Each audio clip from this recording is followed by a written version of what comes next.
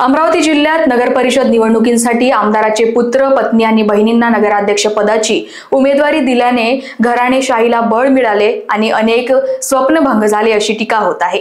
यावर प्रहार संघटनेचे अध्यक्ष बच्चू कडू यांनी टीका केली। एका इकडे कार्यकर्त्यांची निवडणूक म्हणायची आणि दुसरीकडे स्वतःच्या बायका बहिणी समोर करायच्या असा फंडा सुरू आहे। राजकारण आपल्या घरीच आपल्या बाजूने असायला पाहिजे आणि अशा लोकांना जनतेने धडा शिकवायला पाहिजे असा प्रहार बच्चू कडू यांनी केला। Bureau report, Lokvahini media, Amravati.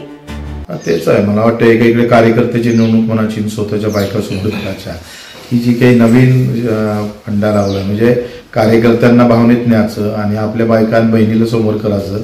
पुन्हा राजकारण चौफेर आपल्याच घरात असलं पाहिजे, सगळ्या गोष्टी आमच्यापासूनच सुरुवात झाली पाहिजे आणि आम्हीच ते एम केलं पाहिजे। अशा लोकांना धडा शिकवल्याशिवाय जनतेने राहू नका, त्यांना धडा शिकवा, त्यांना सांगा का हे लोकशाहीचं विकेंद्रीकरण नाही आहे, हे सत्ता केंद्रीकरण जर करत असेल तर त्याला धडा शिकवला पाहिजे।